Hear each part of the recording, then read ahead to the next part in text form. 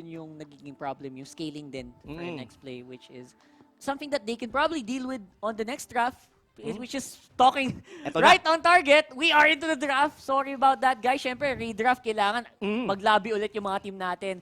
Here we go. Yes, ito na mga kaibigan. So, anything can happen dito. Sa game number 3 kayo, kung anong nostra nyo. Ano ba sa tingin nyo? Sino dito sa dalawang team na to? Don't forget to comment dyan sa ibaba kung sinong sinusuportahan nyo. Pero to be honest, sa inyong lahat tayo dito, panalo sa pagpanood pa lang nitong ng series nitong dalawang team na to. And so far, I think nawawala na yung focus ng NXP for going for bans agad on the tanks, the big tanks, which is very, very good para kay Chuck. Baka, feeling ko kung yung execration, first pick tank na ako, no? Exactly. Kasi for sure may mawawala at mawawala eh. And the bans are for the Yuzong. I think Yuzong obviously deserves a lot of banning. Despite the nerf, kahit na-nerf na itong hero na to, napakahapdi pa rin talaga. Especially pag nag-compress yung mga kalaban mo sa paligid mo, aabsorban mo lahat ng ano. Exactly. Saka ano din mostly yung Yuzong heroes, players natin is on the execute. Parang, di ba pagka kumuha ka ng medyo, going back dito, I really like the first pick dito na EXECRATION na having the Farsa. And what that makes me think that NXP Solid are willing to give the Farsa as long as makuha nila yung Kufra ni Yawi. Yeah, and Yawi actually is going to be on a very comfort hero here para sa NXP Solid, which is that Kufra. And I'm pretty sure medyo napangiwi ng konti si Chakno doon. I'm pretty sure gusto niyang mag-highlights dito si Chakno din, di ba? Pero of course, it will be the most solid picks from NXP, which is that Ling from the last game as well. Totoo yan, Kuya Rockard. What I'm thinking right now is that kung kukunin na ba nila kagad dito yung hero ni Chakno kasi Atlas is still open. But if they're gonna be miss this opportunity, posibleng maban dito. Pero yun na nga, they're gonna be taking down the Atlas. Kasi if ever man na, sabihin na natin, yes, may tank na ditong NXP Solid, but still, this is a 10 hero ban mga kaibigan, and most likely mababan niyang Atlas. So, I guess medyo nandun tayo sa part ng ng comfortable picks nilang lahat to I mean, eto Max on Farsa, Benny Cutie sa Cho, Chakno on Atlas. Meanwhile, yung kabila, ganun din. Yes, and on the other side, NXP, siya din yung isa sa mga pinaka-solid na, aside from Chakno, siya din yung isa sa mga pinaka-solid na Khalid player na nakita natin from last week, where ginamit ng NXP yun and they won in a very big way. Now, yung comfort heroes naman ngayon is, naisipin natin is, kamusta kaya? Sino kaya gagamitin? Ni Kuya Billy Boy. Yun ang malaking tanong. Wait, anong pang side lane pa ba? Sige, pwede natin pag-isipan dito. What are the side lanes na pwede pa rito kay Kuya Billy? Makakita kaya tayo dito nung dati niyang ginagawa na yung Grak side lane. Uy, iba yun, no? Oo, medyo kakaiba yun. Medyo hindi siya yung makita mo lagi kasi technically Grak is very difficult. Napakahirap niyang gamitin sa side lane kasi clear na clear and then you're forced to rotate everywhere else. So minsan naiiwan yung lane mo. Pero again, na-pull off naman nila yung last season. I think that was last season. Yes, last season. And who knows, it could happen here. Pero Rene J ban on the Hellcourt is something na dapat talaga irespeto din ng EXECRATION and they did that. Yes, yun na nga mga kaibigan. What's gonna be the pick dito for Rene J? So I really like the band din ng Hellcourt kasi isa rin talaga yan sa mga heroes ni ni Rene J, and the Cho na nasa kamay dito ni Benny Cutie. Comfort na comfort yan for Benny Cutie. And Esmeralda is banned, and that might be parang familiar to Yes, I mean Gato Kacha, probably baka magpalit sila dito. Will Rene J be the one to use the Khalid? Kasi I think MB is the one who's using the Gato Kacha for the side of NXP Solid. That's true. Kanina he was the one who used it, and pwede din namang si Rene J going for the offlane Khalid, which is uncharacteristic, pero it still works and tama pa rin naman sa roles. X-Borg's gonna be the I think that's gonna be the safest way to pick it on the side lane. And wow, ladies and gentlemen, this can be Hates Lancelot. Isa to sa mga comfortable picks din dito ni Hate. Yan si X-Borg, kahit bugbugin mo ng bugbugin yan, only armor yan. So, it's going to be, kahit pag initan yan ng NXP ngayon, okay lang. Kasi pag nag-immortality ka, bumabalik yung armor. So yung Firaga armor is going to be a big headache for them to deal with. And Hate gets a big comfort pick on the Lancelot. Napaka-komportable ni Hate dyan. Totoo yan. And I think, I was thinking kay Chester kanina if they're gonna be picking the Chango. But I think the Kagura, it actually makes sense in terms of team fights. Diba? I mean, ang bilis na, yun ng overturn. Pero ikaw, Kuya Rockard, the game has been set. Nandito na yung mga heroes dito ng ating mga teams. Who would you pick? Yeah, I give you the first one. Sino sa tingin mo dito for game number 2? Game number 2, I think this could be an NXP fight. Although yung last pick nila, medyo kinabahan ako sa Kagura. Depende sa performance ni Kagura, I still think NXP will win this. Alright, NXP solid para kay Kuya Rockard, but ako gusto ko yung mga picks dito na Execration. Sobrang comfortable nung picks ng Execration. Sobrang 50-50 ng labanan na to. Exactly. And ito pa, lalo na to, if katulad kanina, di ba si Zapno yung laging nagiging target nila. Now, he's on the X-Borg, probably a high survivability rate doon sa side lane. So hindi siya ngayon basta-basta mapapasok, given na first item noon is Immortality. I definitely gonna be picking Execration dito sa game number 3. Alright, so, let's have a 50-50 here. Decision split na nga. Oo. It's gonna be a big one, ladies and gents. Ready na ba kayo? Kumain na ba kayo? Dahil ito na ang huling laban ng NXP versus Execration sa araw na ito. Yes, yun na nga mga kaibigan. Sino dito ang mag-uuwi ng bragging rights dito sa dalawang team na to? Pero ito na hinihintay nating mga TP at saka mga stickers na pinangako sa atin ni Kuya Zapno. Pero look at here on the mid, ang ganda ng mga pokes nila dito, Kuya Rockard. Oh my God, the pokes are real and that's going to be a very hard lane to fight here. Lalo na ngayon si Eto Max, naka-farsa siya. One of the best supports obviously in the game right now with so much range and damage output early on pa lang. So, Execration, expect ko na kayang-kaya ng kontrolin yung early game with the help of these two people. Pero syempre, titignan natin kung paano ang pasok ng NXP. Hindi nila papayagang free na buff lang to and guguluhin lang nila. Hate will still get the buff. Ang galing nung ikot doon ng NXP solid. I mean, trying doon. Pero ito, mukhang maaabutan yata rito. Chuck, no, spotting out, trying to deny the purple buff dito. Kami naman, sabi nila. Oo, but Rene J, tama lang din yung dating niya rito. Mukhang masisecure naman dito ni H2O yung kanyang buff. Yep. Very close to level 4, so I think we will expect a lot of big team fights here. Pero again, what is going to be the setup? Paano kaya yung gagawin ng NXP dito to actually invade? Kasi this is gonna be a difficult jungle to invade. Hindi nila magagawa yung mga usual na ginagawa nila na papasok sa jungle nung walang problema. They actually will have to deal with so much threats mula sa Execration dito sa laban na to. Most likely. Pero siguro gonna be giving the reason why I actually picked for the Execration. One thing is Farsa, I mean, one of the best support heroes talaga, I think, on this meta. Then, number 2 is the Renejade's hero. Kasi, to be honest, sa mga nakikita ko, ang dami kong to be honest. Pinansin nga ni Prof B kanina yun Pero, nagsasabi kasi ako ng totoo. Yun lang gusto ko sabihin.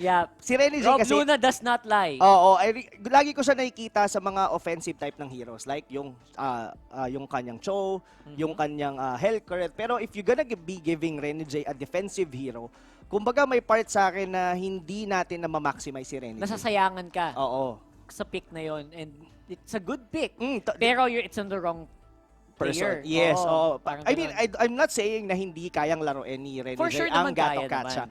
But what I'm trying to say is that there are certain heroes na the best talaga para sa kanya, and the draft actually countered somehow yung mga heroes ni Renejade. Yeah, and that's actually something that you will need to deal with talaga. I mean, if you're on a team, 5 lang talaga kayo Like, no choice. Kung kailangan nyo talaga ng isang extra frontline tank, you will need to adapt. And that's something na magandang testing din yan. Magandang testing din yan para sa NXP, no? Na meron silang mga hero na hindi mo usually makita na gamit nila. Pero, if they can pull it off here in the highest level of play dito sa MPL, that's saying something. That means napaka-multi-talented mo. Napakadami mong pwedeng gawin for your team, which adds more value to you as a player. Exactly. Totoong-totoo doon. I mean, you actually nakuha mo lahat ng mga points doon, Kuya Rockard. Ang isa pa dito, mga kaibigan, ang laki ng burst potential kasi din ng Execration. From the, of course, nandun yung Cho could be able a very good pick-off. Tapos somehow, of course, the Farsa with the Feather Airstrike. Diba? Parang ang bilis mag-deal ng damage. Parang may instant -1 kayo pag may nahuli si Benny Cutie. Parang ganon, no?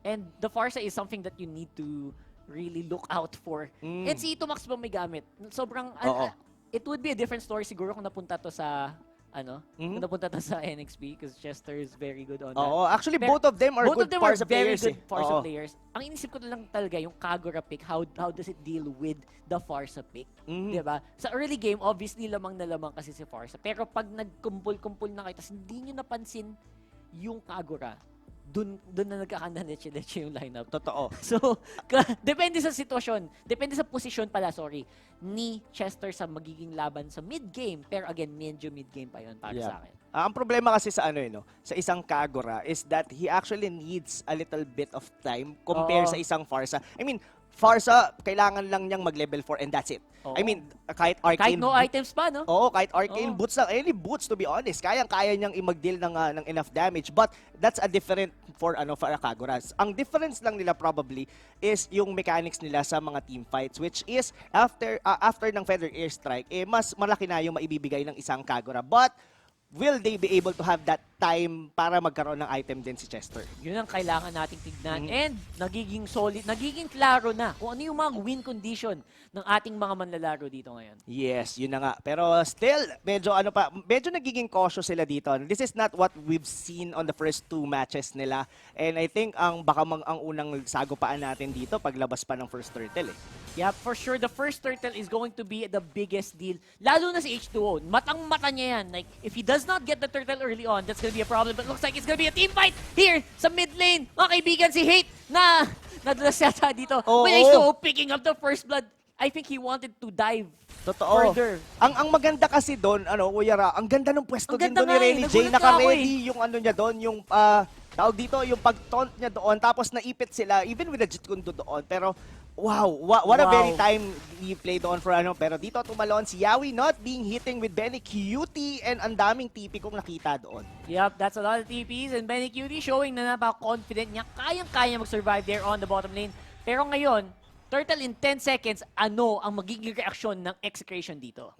Yes, but still, they're still waiting na mag-level 4 dito. Ito yung yung timing minsan pagka sa purple buff, pag kinuha mo siya agad, sumasakto siya sa labas din ng turtle. Exactly. So, ito na yun.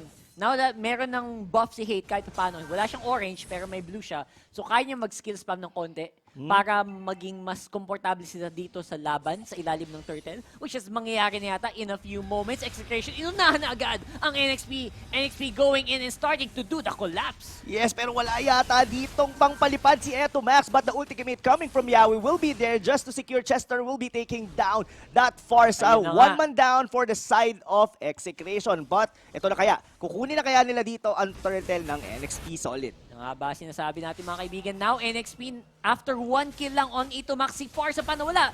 No more vision and no more damage output. They could do this, pero syempre dahan-dahan muna. Chakno, gahanap ng pwesto, looking for the big fatal links.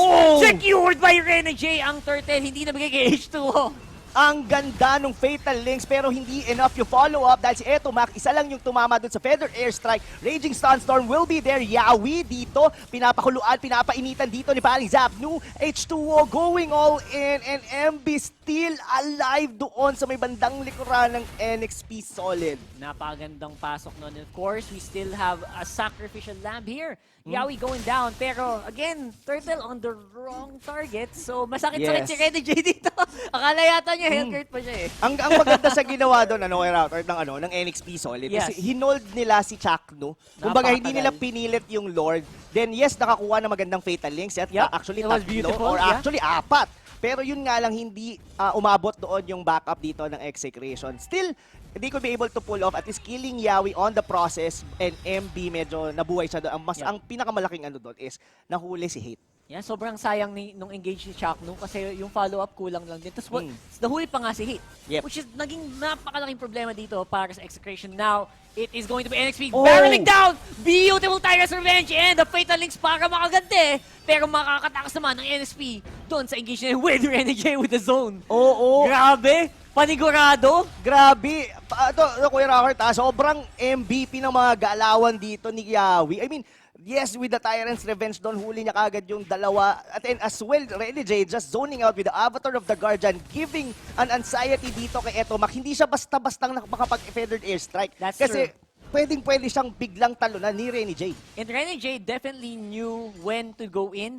Kailangan nila i-secure yung tower na yun. Kailangan nila ma-secure yung HP din nila H2 kasi napuwersa din sila H2 na mag-Tempest of Blades para makaiwas sa damage output. And syempre, Avatar the Guardian, great zoning tool. Kahit hindi tumama yan, basta takutin mo lang yung kalaban mo, nagawa mo na yung trabaho mo. Exactly. Looks like Hate dito, hindi nakakakuha ng the usual place niya sa kanyang Lancelot. Lagi siyang napipick up dito, mga kaibigan. Fader is like, look at Yawi, look at the Avatar of the Guardian from Renny J hitting the Farsa. 2-man down para sa ng Execration. May Fatal Links pero hindi enough. Chakno dito, mukhang mapanganib. Habol na. MB will be taking down the Atlas and that's gonna be a 3-man down for Execration. May susunod pa nga yata na record. That's gonna be Zapnu almost killing everyone from the side of Execration. Benny Cutie just getting a consolation tower dito sa bandang ibaba. Mga kaibigan, ang score 1/10.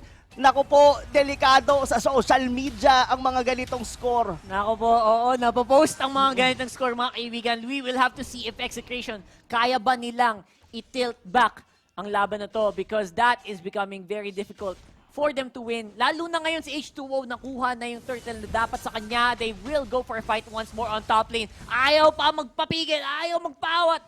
NXP, they will have control of this game with a almost 5,000 gold lead. Oo, grabe. I mean, H2O dito, mga kaibigan, already in the zone. 504 KDA. Literal dito, Rockhart. Talagang nagsusnowball na rito ang NXP Solid as of 7 minutes into the game. They could be potentially na mag-deny na rin dito. Pero si Hate doon na naman yung nahuli. Same spot? Same spot. Ang matindi rito, kung ano yung score ni H2O, yun naman yung kabaliktaran nung kay Hate. Baliktad na baliktad as in. I cannot believe my eyes. Okay, here we go. Tuloy-tuloy. H2 ayaw pa rin mapigil with Chester in danger though with the last Insanity. Zapnu na-takedown naman niya ang kanyang karibal. Pero for the meantime, lamang pa rin on the map. Everyone else starting to get in position for a big push. Totoo yan, mga kaibigan. 4,000 lead pa lang naman dito ang NXP Solid. And what's, at least there's still gonna be a good juice for Execration because they do have here the Forza that could be able to withstand or at least go into the late game. That Way of the Dragon ni Benny QT pero hindi yata enough, but the Feather Airstrike will be there. Chaknu will be taking down the life dito ni Yawi. And Avatar of the Guardian out for Renny J. Yep, dahil doon, and of course, they will still get something for that. Ang problema dito, nagiging hit or miss na, slowly yung mga engage ni Yawi magiging problema kasi pinsan pag sobrang ganda ng momentum mo, mapapa-go ka na mapapa-go. Oo, kumbaga parang parang in-hit ka eh. Oo, in-hit Oo, eh, gigil diba? na gigil ka. So parang you have the momentum, you tend to probably commit mistakes kasi nga more on aggression ka going forward. Pero ito, mukhang triangle Behind enemy defense yung lines. pinapakita rito for Benny Cutie pero isipa, kinounter ng Tempest of Blade. Pero H2O, para sa likod, eto Max, tamang-tama yung pasok niya pero ang bilis tumalon sa pader doon ni H2O and still gonna be alive dito sa laban na to. Grabe yun. Wala akong masabi doon. Natahimik ako. And of course, makuha pa rin ng NXP yung turtle sa top lane habang nangyayari lahat ng to. H2O should have died. Oo. Pero hindi pa rin talaga. Isang ano na lang yun eh. Isang one hit na lang Isang yun one hit, isang kiliti. Look at that, mga kaibigan. My Yawi gosh. dito trying to check on the bushes dito. Mga kaibigan, still, this is an NXP Solid. A game to lose para sa kanila. It's up for Execration to hold dahil isa na lang or probably yung torre nila dito ay nauubos ng paunti-unti sa kanilang tier 3 turret na lang halos yung nabubuhay sa kanila aside from the top lane. That's right. And I think gusto na rin tapusin ng NXP Solid yung bottom lane second and yung top lane second. So this is a lot of gold. Isang katutak na gold pero mahuli ba nila sa H2O? Will be going down there. Yawi with a big engage. Fatal Links mag-isa. Ganong kakamahal. Neto. Buhay pa din! Buhay pa din! Kuya Rakay! Grabe naman si Boss Yawi going down with the last Insanity. Pero looks like H2O kuha pa rin ang target sa gusto niya. That's Zapnu once more on this X-Board. Grabe, still 4-man down sa Execration. Si MB tumambay na sa base dito ng Execration. Sabi niya, ako na ang bahala dito mga tol. It's gonna be Eto Max na lang ang buhay. This could be it! This could be it, man. A very, very strong finish kung sakali. NXP wants to go in. Tower lock, base lock agad. Pero, buhay looks pa! like Eto Max. Wala minion wave!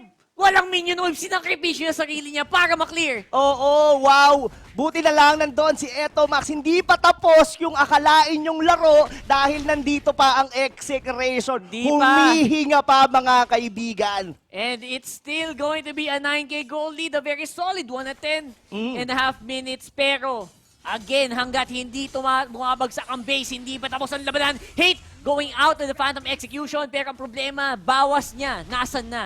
0-6-3 on that Lancelot. Yes. Ang kumbaga parang ang naging play doon ni Chuck, no, sa tara, tanggalin na muna natin sa equation si Yawi. Pero grabe yung kunat doon ni Yawi. Yes, nakahuli. Pero ito, mukhang speaking of huli, that's gonna be Chester. Pero si MB rito, mukhang siya yung susunod. Look at the damage. Eto, Max, dito medyo nararamdaman na ng NXP solid. Medyo kailangan munang i-hold ng NXP yung kanilang aggression kasi pwede pa din kumambak dito ang execration. Yep. Malaking bagay yung -1 and again, kita nyo naman walang 0-6-0-6.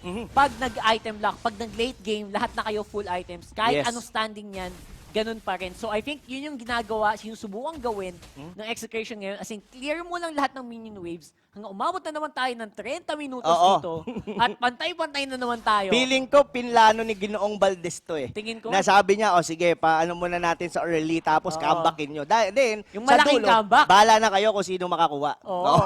Good luck, di ba? Oo, Good luck good kung luck na mangyayari yun. And tingnan natin kung magiging sagot dito ng NXP is patagalin pa ba natin?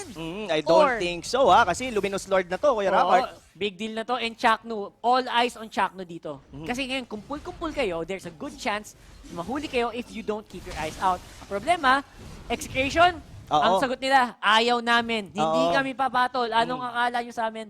We will wait on the base and we will try to fight you pag dumating na yung Lord. Oo, totoo yun. Kasi it's gonna be risky for them to be able to dive that one out. Yes, there's a potential na manakaw nila yon, pero up until what extent, di ba? So I think they could be able to hold pa rin naman, like what we said, meron silang Farsa dito that still have an item naman. May Lightning Truncheon na si Etomac dito. Could be able to deal damage. Probably makuha, I think basag naman na yung top lane talaga nila. Yes. So it's gonna be okay. So ang sagot dito for NXP Solid is, kaya ba nila na i-hold yung mga lanes na halos sabay-sabay? Kasi kumbaga yung Lord, hahayaan na nila yan. Tama. Tapos i-flow na lang nila yung mid tsaka yung bot. Pagsasabayin nila yung gitna saka yung ibaba. So, ang tanong is, kaya bang madepensahan ng execution? And ang I think ito yun mukhang sakto to. Here we go. Sakto, sabay-sabay. Let's go! Will it be a big team fight or will it be a separate fight on top, mid, and bottom? Let's see, Kuya Rob.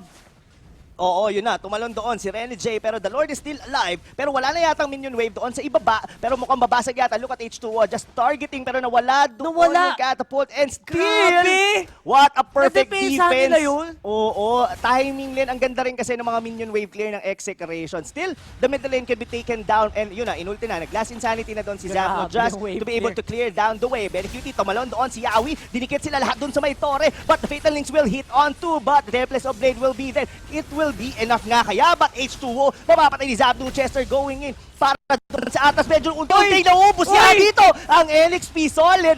Eto, Max having a triple kill and as well with Hate na buhay pa rin.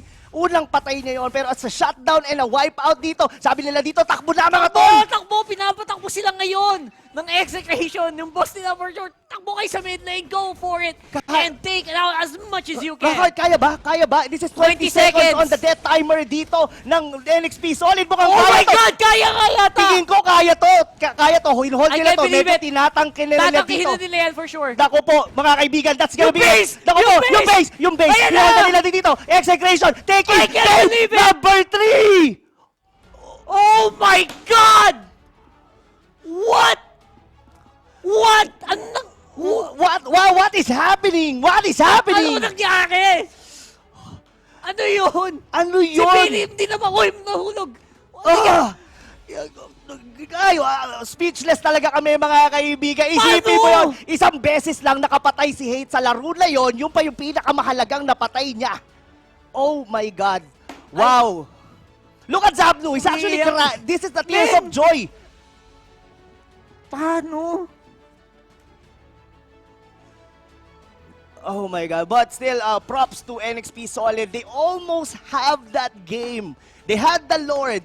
They have all the minion wave. But Execration showing their experience in the MPL. Man, the experience from these guys holding steady. Lahat ng tamang desisyon ginawa nila from a 10,000 gold deficit. Oo. Behind na kayo.